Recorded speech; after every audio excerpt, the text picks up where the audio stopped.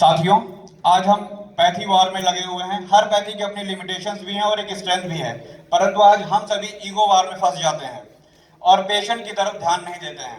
यहाँ पैथी वार के साथ साथ संगठन वार भी चलता है, एक दूसरे का वार भी चलता है। हमको इन सबको त्याग के सिर्फ और सिर्फ आयुर्वेद के प्रति समर्पित होना पड़ेगा।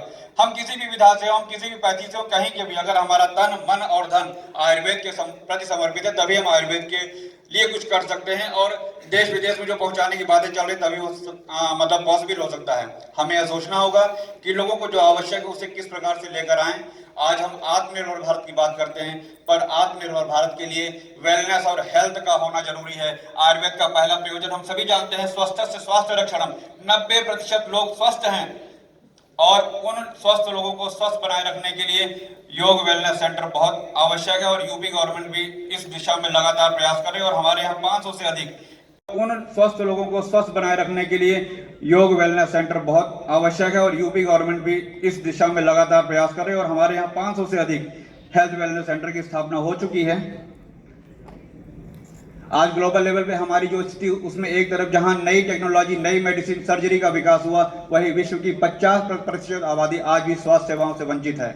आयुर्वेद में आर्टिकुलेशन की बहुत कम लोग प्रयोग कर पाते हैं। मतलब आर्टिकुलेशन मतलब कैसे हम लोग को जुड़ के काम करना है, कैसे एक बार हम लोग को मिल के काम करना पड़ता है, इसके पीछे में हमको सोचना पड़ेगा। आज ग्लोबल लेवल पे स्थिति यह है कि डेमोग्राफिक ट्रांजिशन की वजह से हम डबल बर्डन की डिजीज को देख रहे हैं। आज यूनिवर्सल हेल्थ केयर आवश्यक है। जीरियाट्रिक पॉपुलेशन बढ़ रहा है, कोई जादुई ऐसी दवा नहीं बनी जो हमें स्वस्थ कर सके। स्वास्थ्य किसी मैजिक बुलेट से प्राप्त नहीं होता, ये सभी सामान्य बातें हैं। इस स्लाइड में एक बात बहुत ही महत्वपूर्ण है, हमारा स्वास्थ्य, आहार, जीवन शैली, पर्यावरण, आनुवंशिकी, इन 4 स्तंभों पर निर्भर करता है। ये बहुत महत्वपूर्ण बात है। हमारा diet, lifestyle, environment factor, genetics, ये 4 फैक्टर बहुत महत्वपूर्ण है। इनमें से अगर एक भी स्तंभ, पिलर हमारा कमजोर हो जाता है तो हमको 5वां सपोर्ट लगाना पड़ेगा और वो क्या है? Medical care. आज हेल्थ को डिजीज से जोड़ दिया गया। ये बहुत ही महत्वपूर्ण स्लाइड है, इसके हर एक शब्द को ध्यान से दीजिएगा। बहुत ही मन से बनाया मैंने, हिंदी में बनाना इतना आसान नहीं होता है। आज हेल्थ को डिजीज से जोड़ दिया गया है और हेल्थ को मेडिसिन का समानार्थी बना दिया गया है। स्वास्थ्य की जो परिभाषा आयुर्वेद में बदलाई गई वह अन्यत्र कहीं नहीं है। आचार्य सुश्रुत ने हजारों वर्ष पहले हेल्थ की डेफिनेशन बताई। समदोष, समाग्निश्च, समधातु, मलक्रिया, प्रसन्न आत्म इंद्रिय मन स्वस्थ इति विदित। WHO ने भी उसको फॉलो किया और वेलबींग को उसमें जोड़ा गया। विश्व स्वास्थ्य संगठन ने जैसा। इसके बाद मैं आपको बताना चाहता हूं, हमारे दिमाग में मोनोकल्चरल डोमिनेंसी, जिसका आज हम सभी लोग सामना कर रहे हैं, हम इससे बाहर आना पड़ेगा। हमें मोनोकल्चरल डोमिनेंसी से हमको बाहर आना पड़ेगा और बेहतर समझते हैं और स्वयं को इंफीरियर महसूस करते हैं। ये हमारी सबसे बड़ी कमजोरी है। आज मैकाले के ग्रैंड चिल्ड्रन मैकाले से भी अधिक खूंखार हैं। आप समझ रहे हो मैं क्या कहना चाह रहा हूं।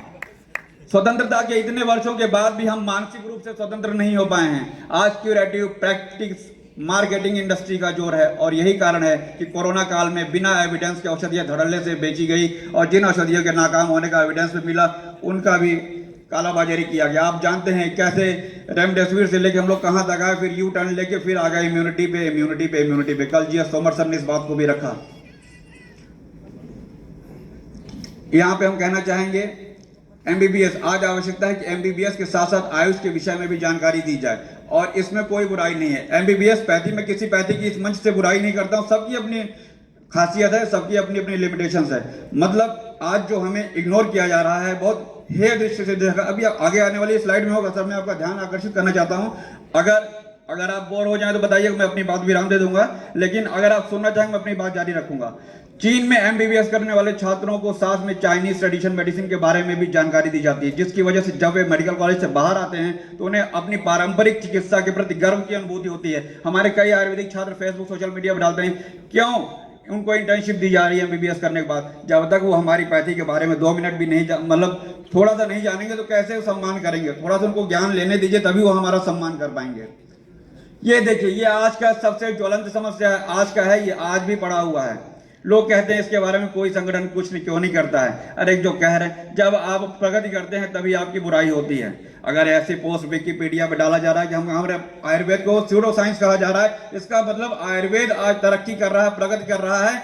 आप उनकी बुराई का विरोध मत करिए, बस उनके बगल में एक बड़ी लाइन खींच दीजिए, अपने आप उनका विरोध समाप्त हो जाएगा। बहुत दुख होता है विकिपीडिया पे ये देख के।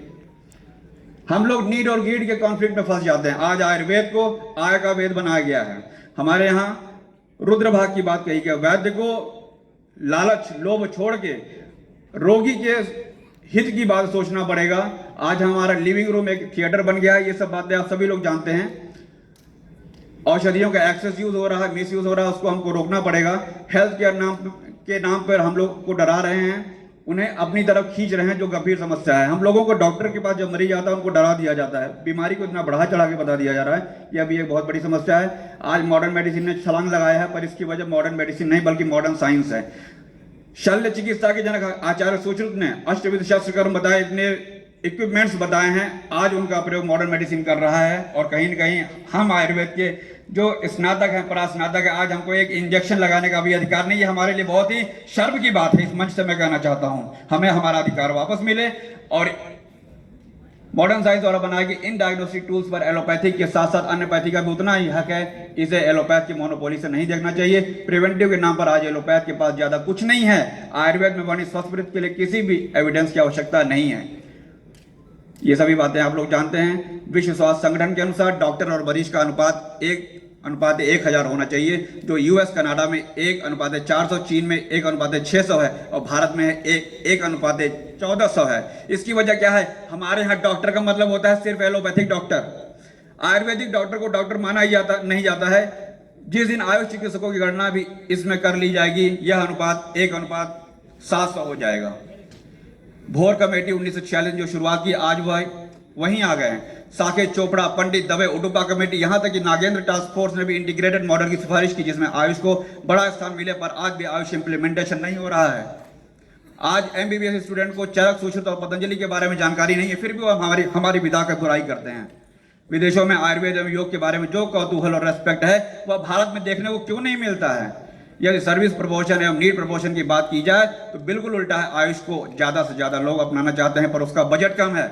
यह भी एक समस्या है हमारे लिए। यह सार्वजनिक और निजी क्षेत्रों की भागीदारी, बस लास्ट सर, यह सार्वजनिक और निजी, सर लास्ट मौका दिए, बोल लेने दीजिए। यह सार्वजनिक और निजी क्षेत्रों की भागीदारी के साथ साथ मंत्रालय स्तर सार्वजनिक और निजी स्वास्थ्य देखभाल सुविधाओं और मेडिकल कॉलेजों में एकीकरण द्वारा प्राप्त किया जा सकता है। 2030 तक हमारा लक्ष्य one nation one health system है, जिसके लिए हमें सभी पैथी के अच्छे गुणों के साथ साथ लेना होगा। आत्मनिर्भर भारत दुनिया के लिए एक नया मॉडल प्रस्तुत करेगा।